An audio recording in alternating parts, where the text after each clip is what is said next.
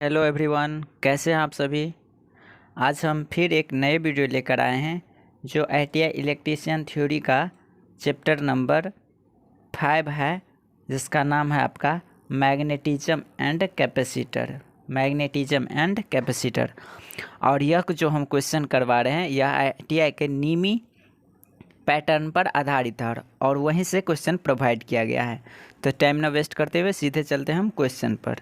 देखिए, पहला क्वेश्चन आपका कि परिपथ की कुल संधारित्र की गणना कीजिए, यानी टोटल कैपेसिटेंस पूछ रहा है इस सर्किट का।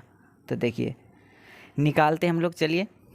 देखिए पहला ये है 30 माइक्रोफैराड, यह है 10 माइक्रोफैराड, यह है आपका 30 फिर माइक्रोफैराड। और देख रहे हैं हम कि यह सर्किट में तीनों कैपेसिटर जो है आपका सीरीज में जुड़ा हुआ है। किस में? सीरीज में जुड़ा हुआ है। तो सीरीज का हम लोग सिर्फ फार्मूला लगा देंगे। क्या होता है फार्मूला? 1 कैपेसिटेंस टोटल बराबर क्या होता है? 1/C1 plus 1/C2 plus 1/C3। Formula लगा दीजिए।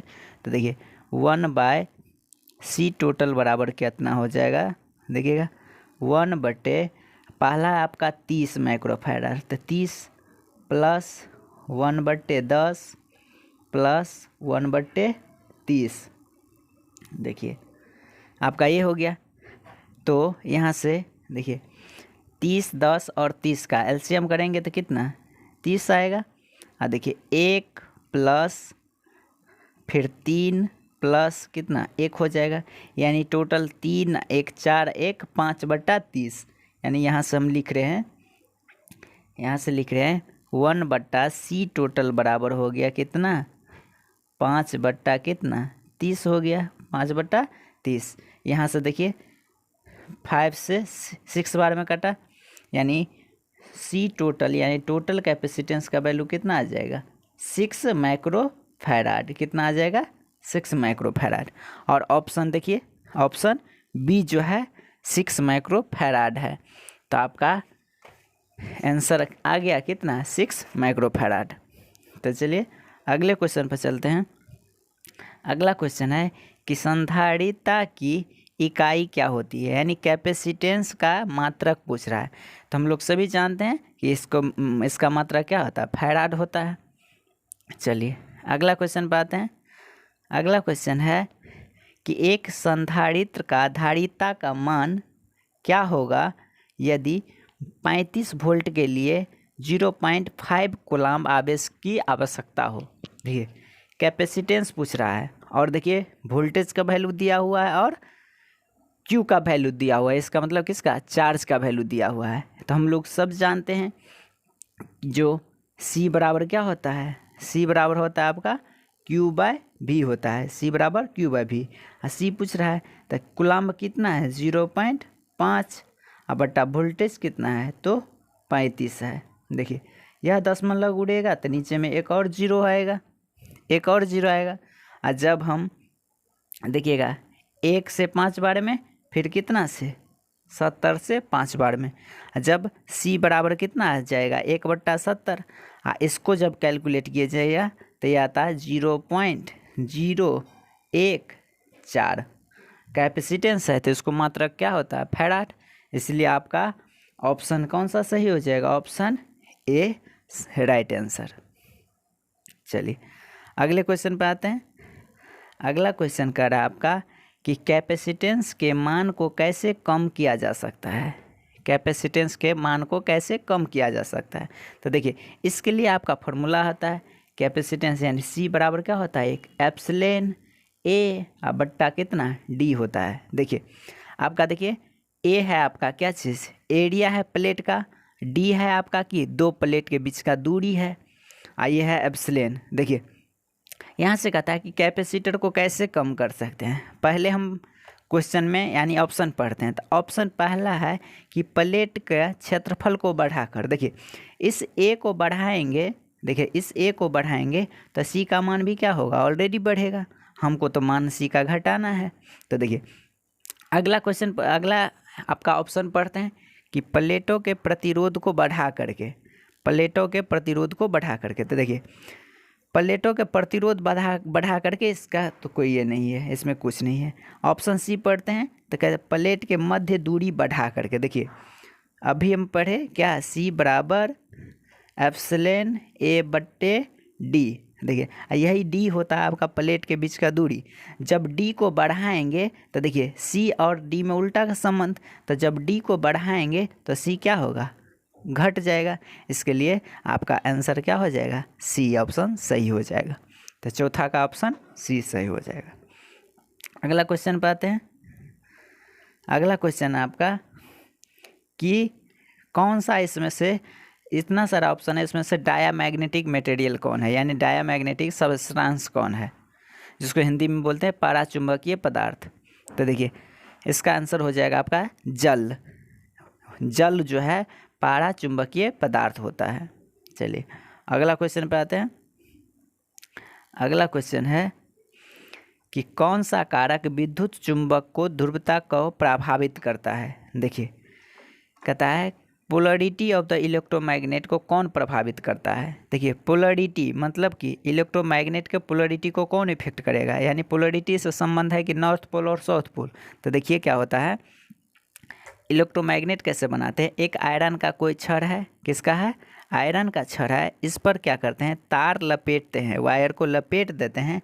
जब इसमें से करंट प्रवाहित करते हैं तब यह क्या होता है, मैग्नेट की तरह बिहेव करता है। और कैसे, देखिए इस यहाँ पर करंट का डायरेक्शन इस तरह से है, तो देखिए ये करंट इधर से जाएगा, इधर से जाएगा, फिर इधर आएगा, यानी डायरेक्शन देखिए इधर यहाँ पे और यहाँ है इधर, इस प्रकार के। देखिए कलर हम चेंज करते हैं ब्रश का तो देखिएगा पता चल जाएगा।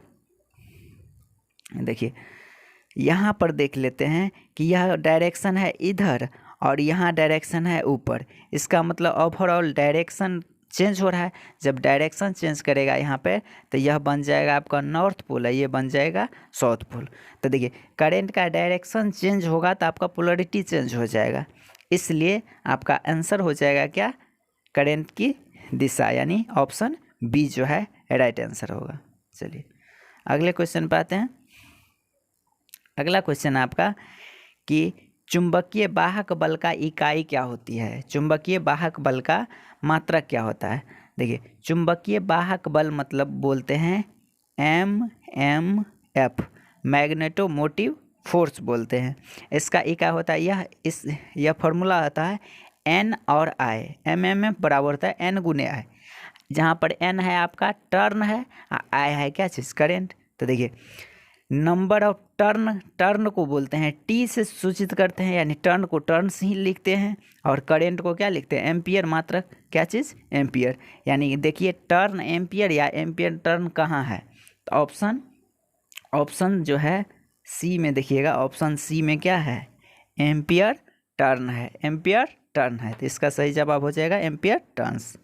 चलिए अगला क्वेश्चन पे चलते हैं।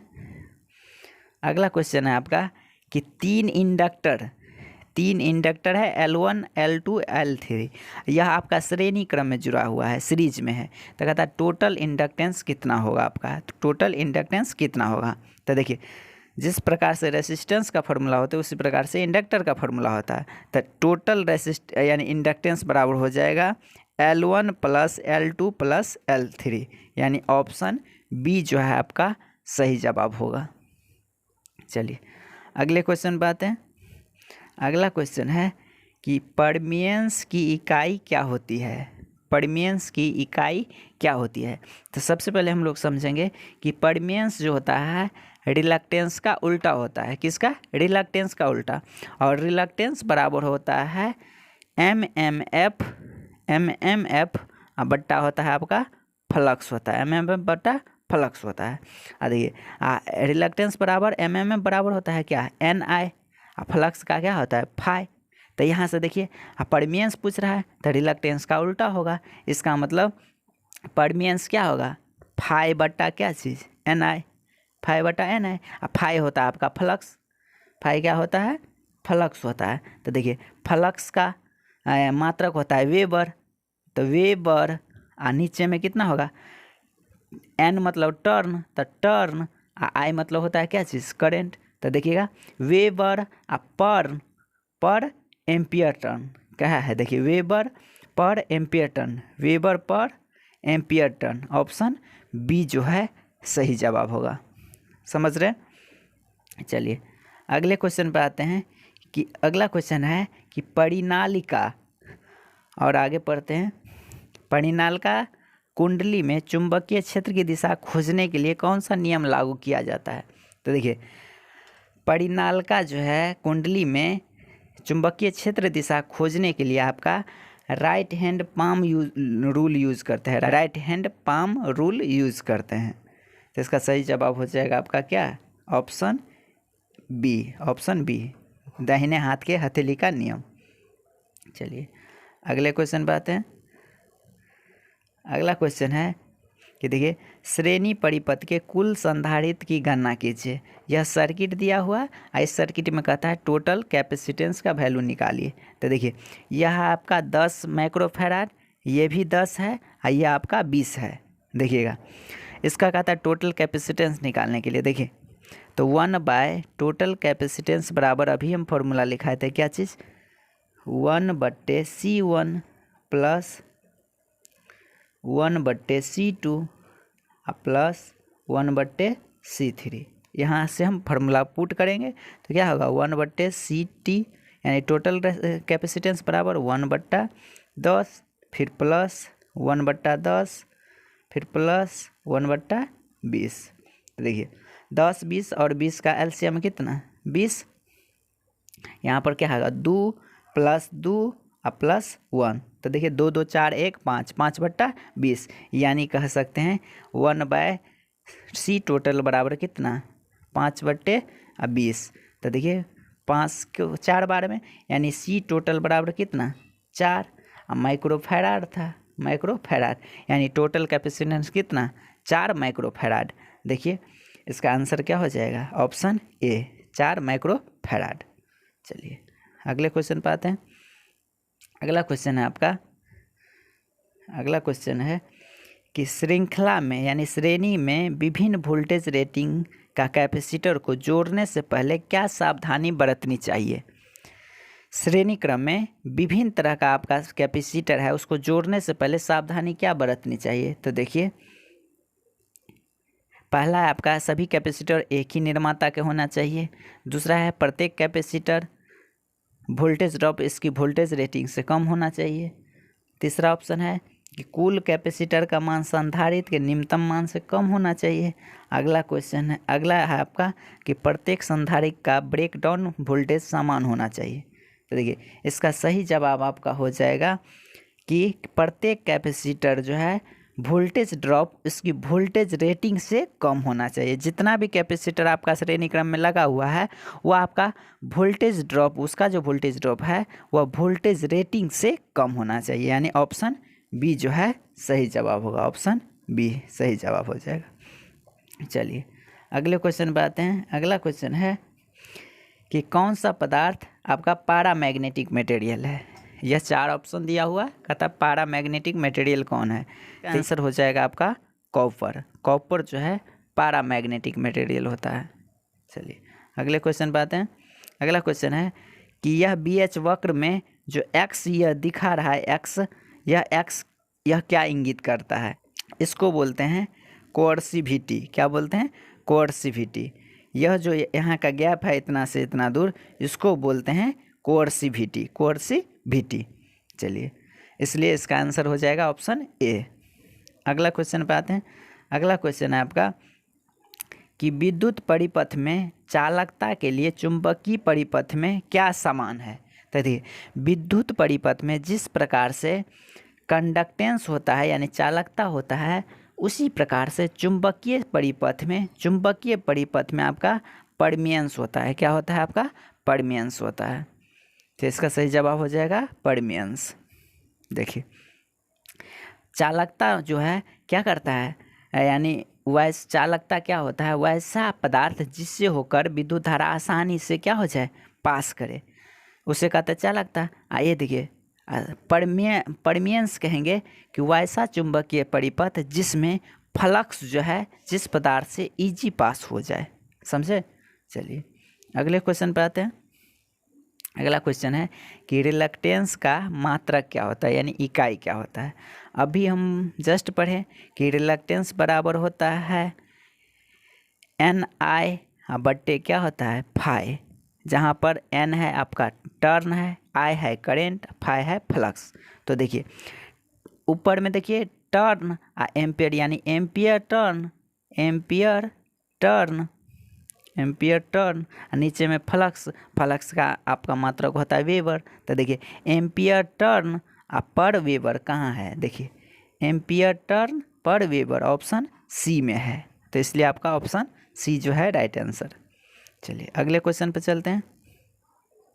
अगला क्वेश्चन है कि यदि विद्युत आवेश Q है, यानी चार्ज Q है, वोल्टेज V है, तो कैपेसिटेंस बराबर क्या होगा। हम लोग जानते हैं Q बराबर होता है क्या चीज़, C भी। यहाँ से C पूछ रहा है तो C बराबर क्या हो जाएगा, Q by V, Q by V। तो देखिए आपका फर्स्ट ऑप्शन है, C बराबर Q बाय V आंसर हो जाएगा। चलिए अगला क्वेश्चन पर आते हैं। अगला क्वेश्चन है कि आप एक विद्युत चुंबक की खींचने की ताकत कैसे बढ़ा सकते हैं। कहता आप एक विद्युत चुंबक को, इलेक्ट्रोमैग्नेट को खींचने की ताकत कैसे बढ़ाते हैं। तो ये इसका आंसर हो जाएगा आपका क्षेत्र की तीव्रता बढ़ाएंगे तो इससे क्या होता है, इलेक्ट्रोमैग्नेट की खींचने की ताकत बढ़ जाएगा, यानी ऑप्शन ए जो है सही जवाब होगा इसका, ऑप्शन ए जो है सही जवाब होगा। आगे बढ़ते हैं। आगे क्वेश्चन है कि फ्लक्स घनत्व हमेशा चुंबकीय बल से पीछे रहता है, जिसको बोलते क्या है। तो देखिए ये होता है आपका H होता है, ये होता है B, यानी फ्लक्स घनत्व ये होता है, ये मैग्नेटाइजिंग फोर्स होता है, ये जो है ये होता है मैग्नेटाइजेशन कर्व, यानी ये, ठीक ना। तो यही पीछे रहता है, इसको बोलते हैं आपका हिस्टेरेसिस, इसको बोलते हैं हिस्टेरेसिस, इसको बोलते हैं हिस्टेरेसिस, यानी BH कर्व बोलते हैं। तो आपका आंसर हो जाएगा क्या, hysteresis, option A is right answer. अगले क्वेश्चन पे आते हैं। अगला क्वेश्चन है कि चुंबकीय क्षेत्र में रखी गई आसपास की धातु पर क्या प्रभाव पड़ता है। देखिए आज तो इसका प्रभाव पड़ेगा आपका एडी करेंट का प्रभाव पड़ता है, क्या चीज़, भंवर धारा का प्रभाव पड़ता है, ऑप्शन सी जो है सही जवाब होगा। अगले क्वेश्चन पर आते हैं। अगला क्वेश्चन है कि वायु कैपेसिटर का उपयोग किस उपकरण में किया जाता है, यानी एयर कैपेसिटर का उपयोग कहाँ करते हैं। तो एयर कैपेसिटर का यूज होता है आपका सिर्फ और सिर्फ किस में, रेडियो रिसीवर में। देखिए ऑप्शन होगा कहीं, ऑप्शन डी जो है सही जवाब होगा, रेडियो रिसीवर में आपका एयर कैपेसिटर का यूज़ करते हैं। चलिए अगला क्वेश्चन है कि क्या होता है यदि ध्रुवीकृत इलेक्ट्रोलाइटिक कैपेसिटर विपरीत रूप से जुड़ा हुआ है तो क्या होगा। देखिए इलेक्ट्रोलाइटिक कैपेसिटर को विपरीत रूप से जोड़ने पर होता है अत्यधिक गर्मी के कारण वह विस्फोट हो जाएगा, क्या हो जाएगा, विस्फोट, यानी ऑप्शन बी जो है सही आंसर होगा। ध्रुवीकृत इलेक्ट्रोलाइट कैपेसिटर को विपरीत रूप से जोड़ेंगे तो क्या होगा, अत्यधिक गर्मी के कारण वह विस्फोट भी हो सकता है, इसलिए आपका ऑप्शन बी जो है सही जवाब होगा। अगले क्वेश्चन पर आइए। अगला क्वेश्चन है कि पारा चुंबकीय पदार्थ कौन सा होता है, यानी diamagnetic material. Diamagnetic material option है आपका लकड़ी, दूसरा है निकेल, तीसरा है प्लेटिनम, चौथा है मैग्नीज। तो इसलिए आपका आंसर हो जाएगा क्या, लकड़ी जो है आपका डायामैग्नेटिक सब्सटेंस होता है, डायामैग्नेटिज। चलिए आगे बढ़ें। अगला है कि फ्लक्स घनत्व का SI इकाई क्या होता है। फ्लक्स घनत्व को सूचित करते हैं क्या चीज़ से, बी से। देखिए फ्लक्स डेंसिटी बोलते हैं जिसको, मैग्नेटिक फ्लक्स डेंसिटी। ये होता है कि flux per unit area, flux per unit area. तो फ्लक्स का आपका मात्रा क्या होता है, फाई, यानी फ्लक्स का मात्रा वेबर, वेबर बटा एरिया होता है मीटर स्क्वायर, इसी को बोलते हैं टेस्ला बोलते हैं, क्या बोलते हैं, टेस्ला। इसलिए आपका राइट आंसर क्या हो जाएगा, ऑप्शन ए जो है राइट आंसर होगा, क्या चीज़, टेस्ला। चलिए अगला क्वेश्चन पे आते हैं। आगे क्वेश्चन है कि पदार्थ का BH कर्व के आकार का क्या दर्शाता है। पदार्थ का BH जो वक्र होता है यानी हिस्टैरिसीस लूप होता है वह क्या दर्शाता है? तो यह दर्शाता है पदार्थ की चुंबक की विशेषता। क्या बताता है? पदार्थ का चुंबक विशेषता बतलाता है। अगर जो भी स्टूडेंट आपका हिस्टैरिसीस लूप यानी BH कर्व का वीडियो नहीं देखे हैं तो हम वीडियो आप वह सेपरेट बनाए हैं, आप डिस्क्रिप्शन बॉक्स में लिंक दिया हुआ है, वहाँ से आप देख सकते हैं कि BH कर्व होता क्या है। चलिए अगले क्वेश्चन पे आते हैं। अगला क्वेश्चन है कि कौन सी विद्युत मात्रा सीधे भंवर धारा के समानुपाती होता है?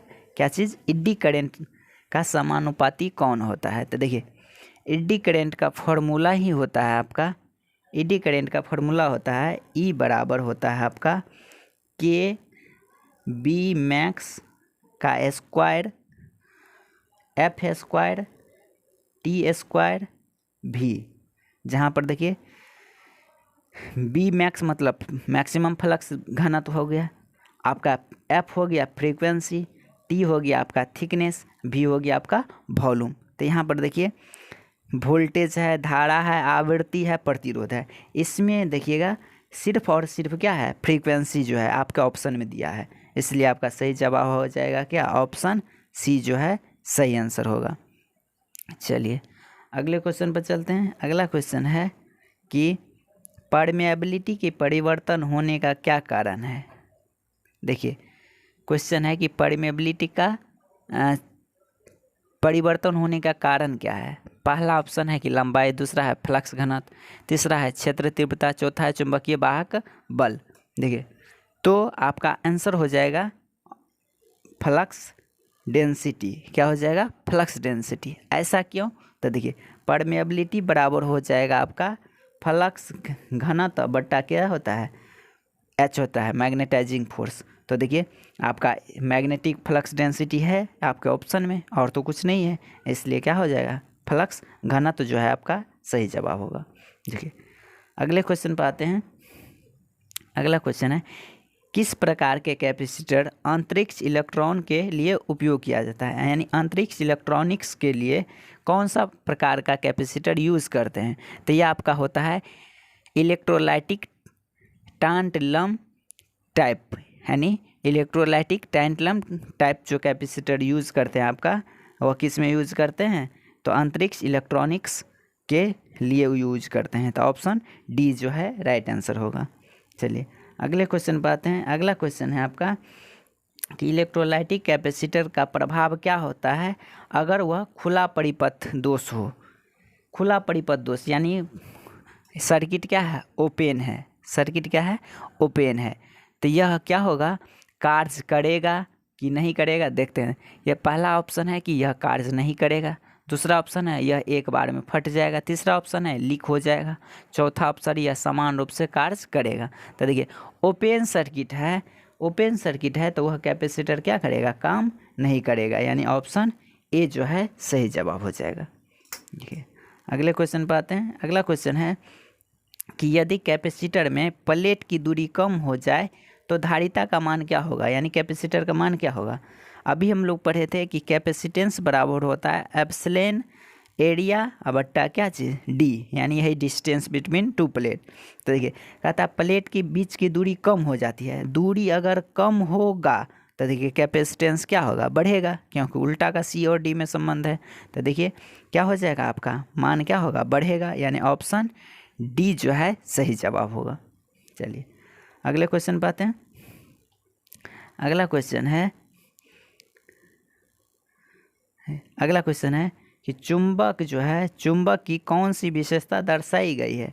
यानी देखिए यह चुंबक है, इसको क्या करता है? धागा से बांध दिया गया है। यह चुंबक है, इसको धागा से बांध दिया गया है। तो क्या होगा? जब चुंबक को धागा से बांध करके फ्रीली सस्पेंडेड करते हैं, यानी फ्रीली लटकाया जाता है, तो वह क्या होता है? एक पोल आपका नॉर्थ तरफ हो जाता है, दूसरा आपका साउथ तरफ हो जाएगा। तो यह क्या होगा? आपका दिशा विशेषता बतलाता है, दिशीय विशेषता बतलाता है, यानी डायरेक्टिव प्रॉपर्टी होता है, यानी ऑप्शन जो है ए जो है करेक्ट आंसर होगा। चलिए अगला क्वेश्चन पे आते हैं। अगला क्वेश्चन है आपका कि इसमें से कौन पैरामैग्नेटिक मटेरियल है, यानी अनुचुंबकीय पदार्थ कौन सा है? वायु, इस्पात, कांच और जल। तो आपका एयर जो होता है यह अनुचुंबकीय पदार्थ होता है, अनुचुंबकीय पदार्थ होता है। देखिए हम लोग ऑलरेडी पढ़ चुके हैं कि diamagnetic material, paramagnetic material, ferromagnetic material क्या होता है। अगर आप नहीं पढ़े हैं तो आपका डिस्क्रिप्शन बॉक्स में लिंक है, आप वहां से वीडियो को देख सकते हैं। तो आज का वीडियो इतना ही, मिलते हैं फिर अगले वीडियो में।